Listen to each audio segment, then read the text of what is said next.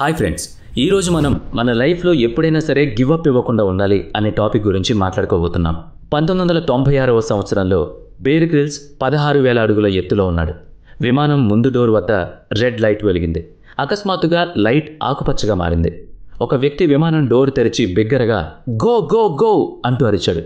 Bear Grylls స్నేహితులు అందరూ కొంచెం ఒత్తిడికి లోనయ్యారు. వాళ్ళ కాళ్ళు తిమ్మిరలెక్కుతున్నాయి. అయితే బేర్ క్రిందికి చూస్తూ లోతైన శ్వాస తీసుకున్నాడు.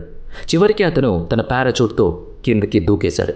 1996లో బేర్ తన ఆర్మీ స్నేహితులతో కలిసి ఆఫ్రికాలో విహారయాత్ర చేస్తున్నాడు. స్కై డైవింగ్ చేయడానికి జింబాబ్వేకు వచ్చాడు. అయితే అతను విమానం నుంచి దూకిన వెంటనే బేర్కు పెద్ద విషాదం జరిగింది. 10,000 అడుగుల నుంచి తరువాత 5,000 అడుగుల వేగంతో కిందికి పడిపోయాడు. తన మనస్సులో ఈ పడిపోవడం చాలా వింతగా అనిపించింది.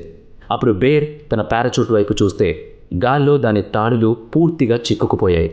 దాని కారణంగా బేర్ వేగం తగ్గడం లేదు. అతను పారాచూట్ను నిటారుగా చేశాడు. కానీ కొన్ని సెకండ్లలో బేర్ పారాచూట్ కూలిపోయి కిందకు పడే సమయంలో అతను తన రిజర్వ్ పారాచూట్ను తెరవడానికి ప్రయత్నించాడు. అయితే బేర్ 16,000 అడుగుల ఎత్తు నుంచి నేరుగా నేలపై పడ్డాడు. అతని చుట్టూ పొగ మేఘం ఏర్పడింది.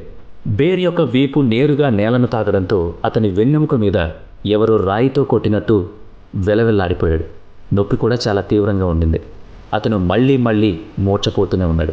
డాక్టర్ ఇంజెక్షన్ ఇచ్చిన వెంటనే కొంచెం ఉపశమనం లభించింది. తర్వాత బేర్కి స్పృహ వచ్చేసరికి అతను తిరిగి యూకేకి పంపబడ్డాడు. విమానంలోంచి పడ్డ సన్నివేశాన్ని మళ్ళీ ఊహించుకునేవాడు. ఎక్కడి వరకు ఎందుకు, మిమ్మల్ని మీరే సరిచూసుకోండి. ఎంత పెద్ద తప్పు చేసినా సరే ఒక్కోసారి మనకు గిల్ట్గా అనిపిస్తుంది. ఒక్కోసారి ఆ తప్పు మళ్ళీ చేయకూడదు అనిపిస్తుంది. తర్వాత అతను కూడా తన స్థానానికి చేరుకోగానే బేర్ని ఆసుపత్రికి తరలించారు. అక్కడ అతను ఎక్స్రే తీయించుకున్నాడు. డాక్టర్ అతని వద్దకు వచ్చి మీ వెన్నెముక యొక్క 3 ప్రధాన ఎముకలు విరిగిపోయాయని చెప్తాడు. వెంటనే బేర్ డాక్టర్ నేను బాగుంటానా లేదా అది చెప్పండి ముందు అని అడిగాడు. డాక్టర్ దీనికి ఎటువంటి సమాధానం ఇవ్వలేదు. చూడు, మేమిప్పుడు ఏం చెప్పలేము. మీ సర్జరీ చేయడం ఇప్పుడు సాధ్యం కాదు. మేము వేచి ఉండి మీరు కోలుకునేంత వరకు చూస్తామని చెప్పారు. బేర్కి నొప్పి చాలా ఎక్కువైంది. మంచం మీద నుంచి ఒక అంగుళం కూడా కదలడం కష్టంగా మారింది. యాక్సిడెంట్ జరిగిన 60 రోజుల తర్వాత కూడా బేర్ బెడ్ పైనే పడుకునున్నాడు. తన మనసులో ఆ సీన్ని పదే రిపీట్ చేస్తూ తనలో తానే గుర్తు చేసుకుంటూ ఉండిపోయాడు. ప్రమాదం జరిగిన 90 రోజుల తర్వాత నేను మళ్ళీ సైన్యంలో చేరగలనా అని ఆలోచిస్తూనే ఉండేవాడు. దానికి ముందు అసలు నేను నడవగలనా లేదా అని కూడా అతనికి అనుమానం వచ్చింది. బేర్ కళ్ళు అతను మౌంట్ ఎవరెస్ట్ పై ఉన్న ఒక ఫోటోను చూశాయి. అతని తండ్రి ఎప్పుడూ ఎవరెస్ట్ శిఖరాన్ని అధిరోహించాలని కళ్ళు కన్నాడు. బేర్ తన వెనుక ఒక మెటల్ బ్రేస్ కలిగి ఉన్నప్పటికీ అతను కూడా ఊహించని పని చేశాడు. దీని తర్వాత ఏం జరిగినా నేను తిరిగి రావడమే కాకుండా ప్రపంచంలోని అత్యంత ఎత్తైన పర్వతం అయిన ఎవరెస్ట్ను అధిరోహిస్తాను అని తనకు తాను చెప్పుకున్నాడు. ఇప్పటి వరకు ఆ ఎవరెస్ట్ను అధిరోహించిన వారిలో విజయవంతమైన పర్వతారోహకులు కూడా ఏదో ఒక విధంగా మరణం నుంచి తప్పించుకున్నారు. దీని తర్వాత కూడా బేర్ తన తండ్రి కలను నెరవేర్చాలని నిర్ణయించుకున్నాడు. ప్రమాదం జరిగిన 8 నెలల తర్వాత బేర్ కోలుకోవడం ప్రారంభించాడు. అయితే దీని తర్వాత బేర్ తిరిగి తన ప్లేస్కి వెళ్తాడు. కానీ దురదృష్టవశాత్తు ఇప్పటి నుంచి మీరు పారాచూట్ జంప్ చేయలేరు. ఎందుకంటే మీరు వీపుకు ఎక్కువ బరువు పెట్టుకోకూడదని డాక్టర్లు చెప్పారు. సైన్యంలో అతను రెజిమెంట్ యొక్క కల్నల్ వద్దకు వెళ్ళి అతనితో సార్, నేను ఇప్పుడు సైన్యంలో ఉండడం వలన ప్రయోజనం లేదు.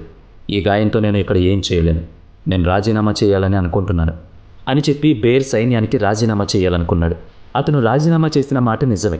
కానీ ఇప్పుడు ఎవరెస్ట్ శిఖరానికి వెళ్లేందుకు కూడా అతనికి ఉద్యోగం లేదా ఆదాయ వనరు లేవు. దీనికోసం వారికి ₹1,00,000 కావాలి. దీనికోసం అతనికి డబ్బు కావాలి.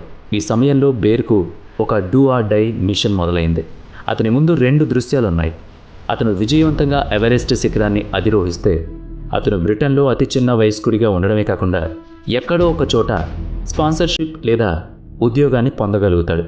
అలా కాకుండా ఏదైనా ప్రమాదం జరిగితే అతను అదే ఎవరెస్ట్ పర్వతానికి బలైపోతాడు. లేదా అతను తన జీవితం అంతా ఎటువంటి కొండచర్యలు ఎక్కకుండా విగత జీవిగా పడుండాల్సి ఉంటుంది. అయితే ఎవరెస్ట్కు వెళ్ళడానికి దాదాపు ₹1,00,000 పైమాటి ఖర్చు అవుతుంది. ఆ తర్వాత ఒక నెలపాటు అతను చాలామందికి లేఖలు రాశాడు. అతను స్పాన్సర్షిప్ కోసం ఎదురు చూశాడు. కానీ అన్ని చోట్ల నుంచి తిరస్కరణ ఎదురైంది. కానీ దీని తర్వాత అతను సర్ రిచర్డ్కు 23 లేఖలు పంపాడు. వర్జిన్ గ్రూప్ యజమాని రిచర్డ్ బాన్స్కు కూడా లేఖ రాశాడు. కానీ అతని నుంచి ఎటువంటి సమాధానం పొందలేదు. కాబట్టి సర్ రిచర్డ్ వద్దకు వెళ్ళి తన ప్రతిపాదనను ఉంచాడు. ఆ రాత్రి 8 గంటలకు చలిలో అతని ఇంటికి వెళ్ళి తన సెక్యూరిటీ గార్డుకు లేఖను పంపించాడు. ఇంత కష్టపడినా కూడా సర్ రిచర్డ్ నుంచి ఎటువంటి సమాధానం అందలేదు. కానీ బేర్ మాత్రం తన కలను ఎలాగైనా సాధించాలి అని తపన పడుతున్నాడు. రోడ్పై సైకిల్ తొక్కుతుండగా డేవిస్ లాక్టన్ అనే కంపెనీని చూసి తను సైకిల్ దిగి కంపెనీలోకి వెళ్ళాడు. ఆ కంపెనీలో ఉన్న సెక్రటరీ దగ్గరకు వెళ్ళి, నేను మీ సీఈఓతో 2 విషయాలు మాట్లాడాలనుకుంటున్నాను, దయచేసి నన్ను లోపలికి వెళ్ళనివ్వండి అని అడిగాడు. ఆ మహిళను చాలాసేపు రిక్వెస్ట్ చేసి ఒప్పించిన తర్వాత బేర్ని సీఈఓ ఆఫీస్కు వెళ్ళనిచ్చారు. బేర్ యొక్క అభిరుచి మరియు కళలను చూసిన 2 వ్యక్తులు అతని ప్రతిపాదనను జాగ్రత్తగా మరియు ఆశ్చర్యంగా విన్నారు. వాళ్ళు బేర్ యొక్క స్పాన్సర్షిప్ అభ్యర్థనను అంగీకరించారు. వందలాది లేఖలు మరియు తిరస్కరణల తరువాత ఇప్పుడు ఎవరెస్ట్ వెళ్ళడానికి సిద్ధమయ్యాడు బేర్. కానీ తన కష్టం ఇంకా ముగియలేదు. దీని తర్వాత కూడా వారి ముందు చాలా సవాళ్లు ఉన్నాయి. 1996లోనే చెడు వాతావరణం కారణంగా 8 మంది వ్యక్తులు అక్కడ ప్రాణాలు కోల్పోయారు. అది అప్పటి వరకు ఎవరెస్ట్పై జరిగిన అతిపెద్ద ఘోరం. అయితే దీని గురించి తెలిసినప్పటికీ బేర్ అతని బృందం అనేక వారాల పాటు సాధన చేశారు. మార్చి 1998లో అతని ప్రమాదం జరిగి 18 నెలల తర్వాత బేర్ తన బృందంతో పాటు అనేక వేల అడుగుల ఎత్తులో ఉన్న ఎవరెస్ట్ బేస్ క్యాంప్లో ఉన్నాడు. బేర్ టీం లీడర్గా ఉన్నాడు. ప్రతిరోజు 10 నుంచి 11 గంటల పాటు అధిరోహించి బేస్ క్యాంప్కు తిరిగి వస్తారు. తర్వాత ఏప్రిల్ 7, 1998న తన జట్టు సహచరులు మరియు నిక్తో కలిసి ఎవరెస్ట్ను అధిరోహించడం ప్రారంభించాడు. మొదటిసారి వారి లక్ష్యం బేస్ క్యాంప్ నుంచి క్యాంప్ 1 చేరుకుని మళ్ళీ బేస్ క్యాంప్కు తిరిగి వెళ్ళడం. అయితే బేర్ మరియు అతని బృందం క్యాంప్ 1కు చేరుకున్న వెంటనే అక్కడ పైకెక్కడానికి అమర్చిన మెట్లు మరియు తాడు దెబ్బతిన్నాయి. అతని 2 సహచరులు అతను నడుస్తున్నప్పుడు మంచు నుంచి కొంత శబ్దం వినిపించింది. బేర్ భయంతో అది విన్నాడు. అతను దానికి పరిష్కారం వెతికే లోపు క్రింద ఉన్న గొయ్యిలో పెద్ద పగుళ్ళు ఏర్పడ్డాయి. ఆ గొయ్యి కూడా చాలా లోతుగా ఉంది. బేర్ కిందకి చూడలేకపోతున్నారు. అయితే గొయ్యి యొక్క 2 వైపులా ఉన్న గోడలను తాకిన తర్వాత మధ్యలోనే ఆగిపోయాడు. కానీ అతనికి ఎక్కువ సమయం లేదు, ఎందుకంటే ఆ సన్నని తాడు కొన్ని సెకండ్లలోనే తెగిపోవచ్చు. ఈ క్రమంలోనే బేర్ చాలా గాయపడ్డాడు. అతను కొన్ని సెకండ్ల పాటు స్పృహ కోల్పోయాడు. స్పృహ వచ్చాక పెద్దగా అరవడం మొదలుపెట్టాడు. బేర్ పైన కొంచెం కాంతి మాత్రమే ఉంది. అంతేకాకుండా బేర్కు కొన్ని సెకండ్లు మాత్రమే మిగిలిన్నాయి. ఆ తర్వాత అతన్ని ఎవరో పైకి లాగుతున్నట్లు అనిపించింది. మిక్ మరియు నీమా ఇద్దరూ అతన్ని పైకి లాగడానికి ప్రయత్నించారు. అతని చేతిలో ఉన్న గొడ్డలి సహాయంతో అతను నెమ్మదిగా పైకొచ్చాడు. ఆ తర్వాత నీమ్ మరియు మిక్ గొయ్యి నుంచి తన్ని బయటకు తీయడంతో బేర్ నేలపై పడుకుని వణికిపోయాడు. ఎంతో భయపడ్డాడు. ఆ సమయానికి బేర్ వయస్సు కేవలం 23 సంవత్సరాలు. అతను దాదాపు చావు అంచుల వరకు వెళ్ళి రెండోసారి బ్రతికి బయటపడ్డాడు. దీంతో అతను చాలా భయపడిపోయాడు. 2 గంటల తర్వాత బేస్ క్యాంప్కు తిరిగొచ్చినప్పుడు అతని మోచేతులు ఉబ్బిపోయాయి. అంతేకాకుండా చాలా గాయపడ్డాడు. కొన్ని రోజులకు బేర్ మొదటి క్యాంప్కి చేరుకున్నాడు. ఆ తర్వాత అతను క్యాంప్ 3కి చేరుకున్నాడు. అతను క్యాంప్కు చేరుకున్న మరుసటి రోజు ఉదయం మరో 2 పెద్ద సమస్యలు ఎదుర్కొన్నాడు. ఎందుకంటే అతని ఆరోగ్యం కొంచెం తేడాగా ఉంది. అతను వాంతులు చేసుకున్నాడు. బేస్ క్యాంప్లో డాక్టర్స్, మీకు చాలా తీవ్రమైన ఛాతీ ఇన్ఫెక్షన్ ఉంది, ప్రస్తుతం మీరు ఎవరెస్ట్ శిఖరానికి వెళ్ళలేరు, మీరు కొన్ని రోజులు విశ్రాంతి తీసుకోవాల్సి ఉంటుందని చెప్పారు. కానీ బేర్కి చాలా తక్కువ సమయం ఉంది. కొన్ని రోజుల్లో వాళ్ళు తమ మిషన్ని పూర్తి చేయాల్సి ఉంది. అయితే బేర్ కోలుకోవడం ప్రారంభించిన వెంటనే ఆ తర్వాతి రోజుల్లో అతనికి మరో చెడ్డ వార్త తెలిసింది. ఎవరెస్ట్ శిఖరంపై భారీ అగ్నిపర్వతం సంభవించింది. అది అలా ఉండగా ఎవరెస్ట్ను అధిరోహించడం దాదాపు అసాధ్యం.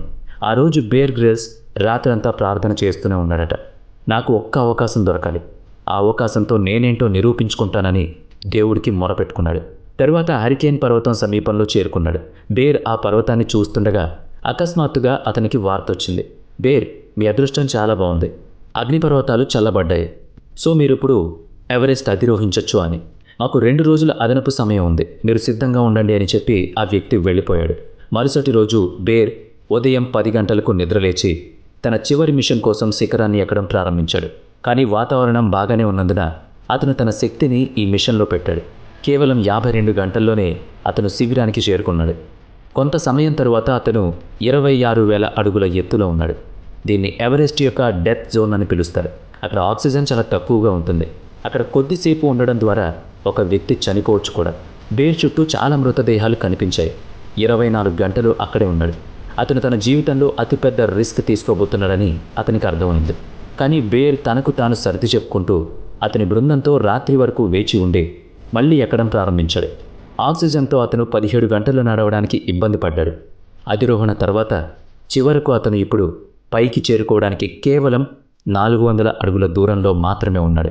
ఇప్పటి వరకు కేవలం 30 మంది బ్రిటిష్ ప్రజలు మాత్రమే అక్కడికి చేరుకోగలిగారు. ఈ ప్రేరణతో బేర్ అతని మొదటి ప్రయాణం జరిగిన 18 నెలల తరువాత బేర్ ప్రపంచంలోని ఎత్తైన ఎవరెస్ట్ శిఖరాన్ని అధిరోహించగలిగాడు.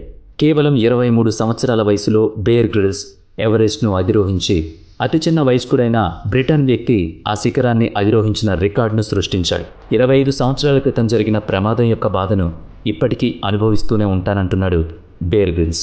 తను అనుకున్నది ఎవరెస్ట్ని అధిరోహించాలని. దానికి ఎన్ని అడ్డంకులు ఎదురైనా, ఎన్ని అపాయాలు తన ముందున్నా సరే అతని లక్ష్యం మాత్రం ఆ శిఖరాన్ని అధిరోహించడం. చివరికి నెవర్ గివ్ అప్ అనే థాట్తో ఆ శిఖరాన్ని అధిరోహించి చరిత్రను సృష్టించాడు.